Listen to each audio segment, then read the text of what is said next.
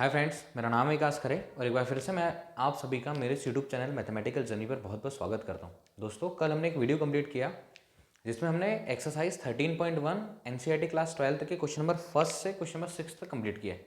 इस वीडियो में हम उसी एक्सरसाइज का 13.1 जो है क्लास 12 प्रायिकता प्रोबेबिलिटी, उसका क्वेश्चन नंबर 7 से आगे के क्वेश्चन को कंप्लीट करेंगे। आई होप आपको वीडियो पसंद आया होगा। अगर आपने पहले वाला वीडियो नहीं देखा है तो एक बार जाकर उस वीडियो को देखिए, देन उसके बाद इस एक्सरसाइज को कंप्लीट कीजिए। सब कुछ बहुत अच्छे से आप लोगों को क्लियर हो जाएगा। तो चलिए देखते हैं क्वेश्चन नंबर 7। इसके पहले के क्वेश्चन इसके पहले के वीडियो में मैंने कंप्लीट किया है। इस वीडियो में नीचे डिस्क्रिप्शन बॉक्स में मैं आपको उस वीडियो का लिंक दे दूंगा। तो चलिए देखते हैं क्वेश्चन नंबर 7। क्वेश्चन नंबर 7 देखिए, दो सिक्कों को एक बार उछाला गया है। दो सिक्कों को एक बार उछाला गया है। इसके पहले के जो हमारे क्वेश्चन थे उसमें हमने 3 सिक्कों को उछाला था, बट अभी हम क्या कर रहे हैं, 2 सिक्कों को उछाल रहे हैं। एक सिक्के को 2 बार उछालो या 2 सिक्कों को एक साथ उछालो, दोनों एक ही घटना है। ठीक है, तो देखिए सबसे पहले हमको यहां पर क्या निकालना पड़ेगा, सैंपल स्पेस। सैंपल स्पेस जिसको हम बोलते हैं प्रतिदर्श समष्टि। प्रतिदर्श समष्टि मतलब कि अगर दोनों सिक्कों को उछाला है तो टोटल रिजल्ट कितने होने वाले ये हमको पहले पता लगाना पड़ेगा। तो 2 सिक्कों को उछालने पर टोटल रिजल्ट जो आएंगे वो आएंगे या तो हेड हेड, पहले पर भी हेड दूसरे पर भी हेड, पहले पर टेल दूसरे पर टेल, पहले पर हेड दूसरे पर टेल और पहले पर टेल दूसरे पर हेड। ये हमारे टोटल रिजल्ट आ गए। सबसे पहले प्रायिकता जो हमारा संभावना चैप्टर यही है कि हमको बेसिक जानकारी उसकी पता होना चाहिए, अनुमान लगाना है, पॉसिबिलिटीज देखना है क्या हो सकता है। जब हम एक सिक्के को 2 बार उछालेंगे तो टोटल इतने रिजल्ट आएंगे, इससे ज्यादा कोई भी रिजल्ट नहीं आएगा। क्वेश्चन को बहुत अच्छे से समझना है। 2 सिक्कों को एक बार उछाला गया, ई और एफ 2 घटना है। हमारा जो टॉपिक है वो है सह प्रतिबंध प्रायिकता, कंडीशनल प्रोबेबिलिटी। किसी एक घटना के घटित होने पर दूसरी घटना की प्रायिकता यहां पर हमको निकालना है। तो इसमें भी हमको क्या करना है, P of E upon F, ये हमको इसकी वैल्यू चाहिए। सैंपल स्पेस प्रतिदर्श समष्टि यहां पर हम निकाल रहे हैं, तो प्रतिदर्श समष्टि S equal H H T T H T और टी एच। 2 सिक्कों को उछालने पर ये टोटल घटनाएं हैं। इनका नंबर कितना आया, 1 2 3 4। तो देखिए इसके नंबर आए हमारे पास 4। अब देखिए टोटल नंबर हो गए हमारे पास 4। टोटल रिजल्ट आ गया जो हमारा एक्सपेरिमेंट था उसके सैंपल स्पेस निकाल लिया हमने प्रतिदर्श समष्टि। अब ई क्या बोल रहा है, इवेंट एक घटना है, एक सिक्के पर पट प्रकट होता है, एक सिक्के पर पट होता है। ठीक है, वो उसने कुछ भी नहीं बोला कि कम से कम और ज्यादा से ज्यादा, ऐसा जब नहीं बोले तो किसी प्रकार का लॉजिक नहीं लगाना है। सिर्फ उसने जो बोला है सिंपली तरीके से उसी पर ध्यान देना है। ई एक सिक्के पर पट प्रकट होता है, तो जब एक सिक्के पर पट प्रकट होता है तो ऐसा किसमें होता है, इसमें और इसमें। तो यहां पर हमारे पास आ गया एच टी और टी एच। एक सिक्के पर पट प्रकट होता है, ठीक है, पट ये हो गया हमारा टेल और चित ये हो गया हमारा हेड। तो इसको हमको देखना है एच और टी को। अब एन ऑफ ई की बात करें तो ये हो गया हमारे पास एच टी टी एच 2। इसकी प्रोबेबिलिटी निकालते, probability of event is equals to basic formula, अनुकूल परिणामों की संख्या बटे कुल परिणामों की संख्या। हमारे फेवर में जो रिजल्ट है वो है 2 और टोटल जो रिजल्ट है वो है 4। तो ये आ गया हमारे पास 1/2। इतना आपको पता होना चाहिए। क्वेश्चन में 7 में 2 क्वेश्चन दिए, पहले क्वेश्चन के लिए हम आगे सॉल्व करें।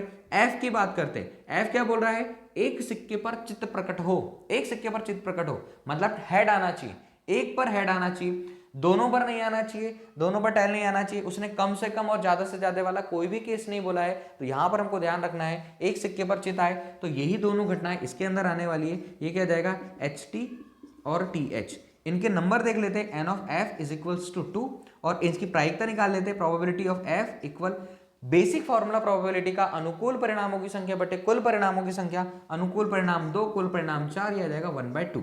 अब देखिए इसको आगे लेकर चलते, हमको P of E upon F की वैल्यू चाहिए।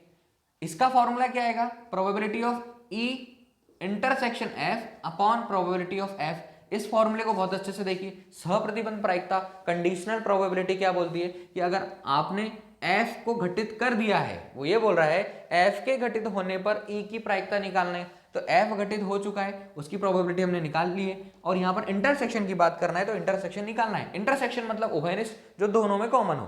तो अब देखिए E intersection F is equals to, common क्या है, सेम, दोनों की दोनों कॉमन है। तो यहाँ पर हम क्या लिख लेंगे, एच टी और टी एच।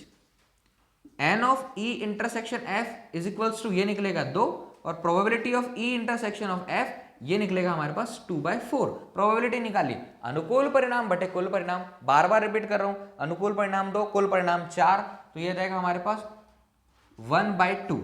अब सारी चीजें आ गई है, हमको करना क्या है, कंडीशनल प्रोबेबिलिटी के हिसाब से P of E upon F निकालना है। तो P of E upon F formula यहां पर वैल्यू पुट कर देंगे, probability of E intersection of F 1/2 by 1/2, पूरा कैंसिल, कितना आ गया 1। तो probability of E upon F question number 7 का फर्स्ट जो है उसका जो आंसर आएगा वो आएगा हमारे पास 1। इसके बाद देखते हैं इसका सेकंड क्वेश्चन, यहां से इसका सेकंड क्वेश्चन देखें, E कोई पट प्रकट नहीं होता, तो हम क्या करेंगे, E की जगह पर वैल्यू निकालेंगे। E बोल रहा है कोई भी पट प्रकट नहीं होता, तो कोई पट मतलब टेल नहीं आना चाहिए, मतलब क्या होगा, हेड चलेगा हमको। कोई भी पट नहीं होगा मतलब देखो इसमें भी टेल है, इसमें भी टेल है, इसमें भी टेल है, तो इसकी कंडीशन क्या हो जाएगी, हेड हेड।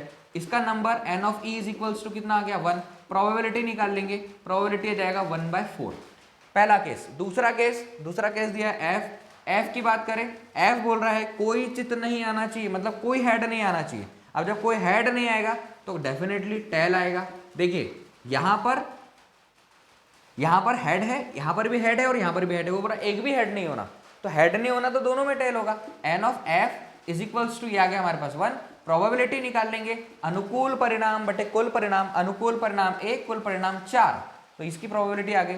अब देखिए हमको क्या करना है, इंटरसेक्शन निकालना है, तो इंटरसेक्शन निकाल लेते हैं। इसके लिए इंटरसेक्शन मतलब दोनों में सेम क्या है, दोनों में सेम E इंटरसेक्शन F। अब इसमें और इसमें कुछ कॉमन नहीं है, तो कॉमन कितना आ गया 0। सेम इसका number of E F is equals to 0, इसकी प्रोबेबिलिटी E इंटरसेक्शन F ये भी कितनी निकलेगी 0। अब हमको इसकी वैल्यू निकालना है। सेकंड क्वेश्चन के लिए मैंने यहाँ से सेकंड क्वेश्चन स्टार्ट कर दिया। सेकंड क्वेश्चन के लिए हमको P of E upon F की वैल्यू निकालना है, तो सेकंड क्वेश्चन के लिए P of E upon F की वैल्यू यही वाले फॉर्मूले में, इस फॉर्मूले में वैल्यू पुट कर देता हूँ, तो P of E upon F इसके लिए सेकंड क्वेश्चन के लिए ये हो गया 0 बाय P ऑफ F, यहां से जो निकाला वो आया हमारे पास देखिए 1/4, और P of E upon F is equals to 0। इसकी कोई भी प्रोबेबिलिटी नहीं होगी, मतलब प्रोबेबिलिटी कितनी आएगी 0।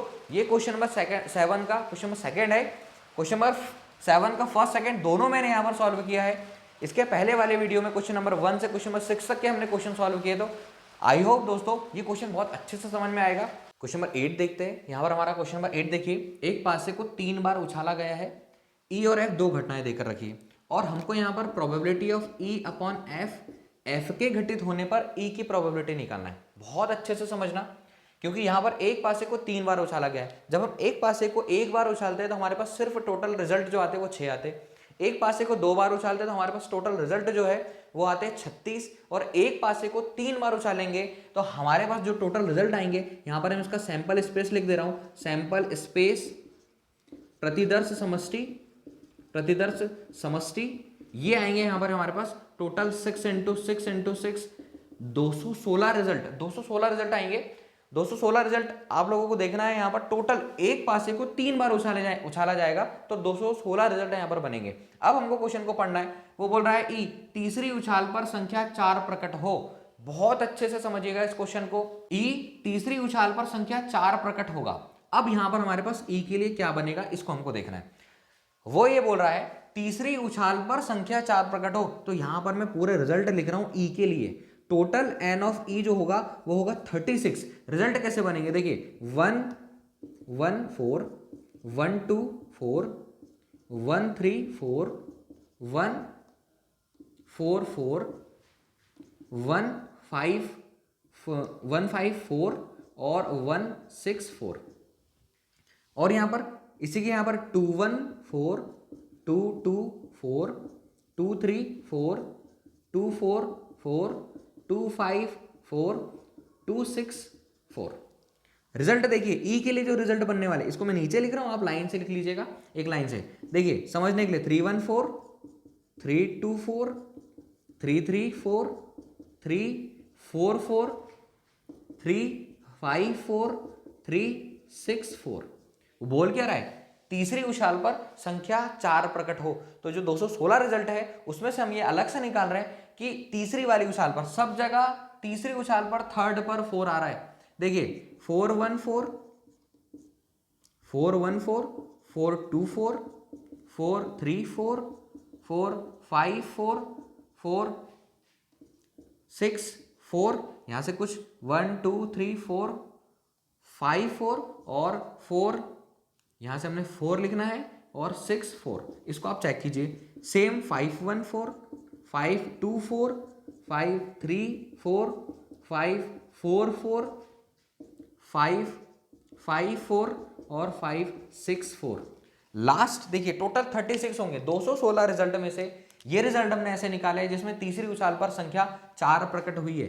इसको आप पूरा अच्छे से लिखिएगा। मैंने यहाँ पर इसको ऐसा सीक्वेंस से एक के नीचे एक लिख दिया ताकि आपको समझ में आ जाए। लास्ट देखिए 6 1 4 6 2 4 6 3 4 6 4 4 6 5 4 और 6 6 4। ये टोटल रिजल्ट कब के लिए? जब ई तीसरी उछाल पर संख्या 4 प्रकट हो। बहुत अच्छे से 216 रिजल्ट देखिए। उसके बाद ई जो आएगा उसको देखिए, N of E is equals to 36। Total 36 result आए इस ई के लिए। अब इसकी प्रोबेबिलिटी निकाल लेते हैं। Probability of E is equals to number of favourable outcome upon number of total outcome. बार बार रिपीट कर रहा हूं, अनुकूल परिणामों की संख्या बटे कुल परिणामों की संख्या। यहां पर हमारे जो अनुकूल परिणाम है वो 36 बाय टोटल रिजल्ट जो निकले वो 216 इक्वल यहां पर आ जाएगा हमारे पास 1/6। सेकंड केस एफ के लिए बात करते हैं। एफ क्या बोल रहा है? पहली दो उछालों पर क्रमशः 6 तथा 5 क्रमशः लिखा हुआ है। यहां पर ध्यान देना पड़ेगा, क्रमशः लिखा हुआ है मतलब पहली और दूसरी पर, पहले पर 6 और दूसरे पर 5। इसके अंदर से 216 रिजल्ट के अंदर से ऐसी कौन सी संख्या है जिसमें पहले और दूसरे पर हमको क्या मिलेगा? 6 और 5 मिलेगा। तो इसके लिए एफ देखिए बहुत इजी है, थोड़ा लॉजिक लगाइएगा कि 6 और 5 कैसे आएगा।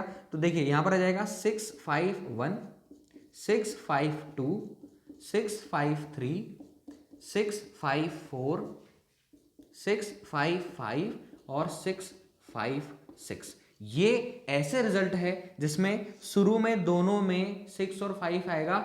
यहां पर देखिए क्रमशः लिखा हुआ है। क्रमशः का मतलब पहले 6 आना चाहिए और फिर 5 आना चाहिए।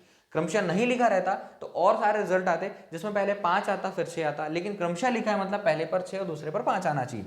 तो एन ऑफ एफ की बात करें तो एन ऑफ एफ कितना है यहाँ पर हमारे पास 6, और पी ऑफ एफ की बात करें तो प्रोबेबिलिटी एफ के लिए निकालना है, प्रोबेबिलिटी प्रायिकता निकालना है, अनुकूल परिणामों की संख्या बटे कुल परिणामों की संख्या। तो यहाँ पर आ जाएगा 6 बटे 216, यहाँ पर आ जाएगा 1/36।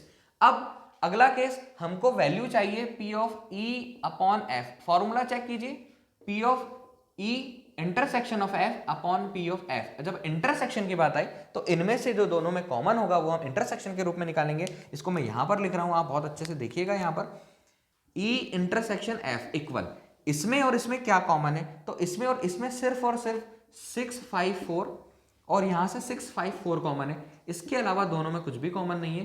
तो देखिए ये N of E intersection F ये निकला हमारे पास 1। इसकी प्रोबेबिलिटी निकालते तो probability E intersection of F is equals to 1/216।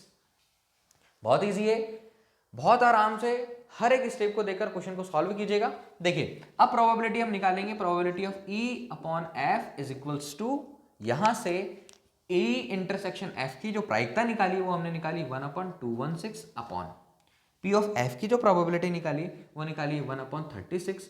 तो यह जाएगा 1/216 इंटू 36/1। इससे इसको कैंसिल किया 6 टाइम, तो ये प्रोबेबिलिटी आ गई हमारे पास 1/6। ये हमारा क्वेश्चन नंबर 8 का आंसर है। बहुत इजी क्वेश्चन है। यहां से थोड़ा इमेजिन कीजिएगा कि वो जो बोल रहा है तीसरी उछाल पर संख्या 4 प्रकट हो तो तीसरी उछाल पर ही संख्या 4 प्रकट होना चाहिए। कम से कम ज्यादा से ज्यादा का कोई केस यहाँ पर नहीं है। इसके बाद यहाँ पर देखिए उसने एफ की जो बात करी वो बोल रहा है क्रमशः पहली और दूसरी उछाल पर 6 और 5 होना चाहिए। यहाँ पर हमको प्रायिकता ई की निकालना है जब हमारे पास एफ दिया हो, मतलब एफ घटना घटित हो चुकी हो। सप्रतिबंध प्रायिकता इसके पहले वाले वीडियो में जाकर एक बार आप जरूर चेक कीजिए। सप्रतिबंध प्रायिकता की पूरी डेफिनेशन मैंने बहुत अच्छे से समझाई है।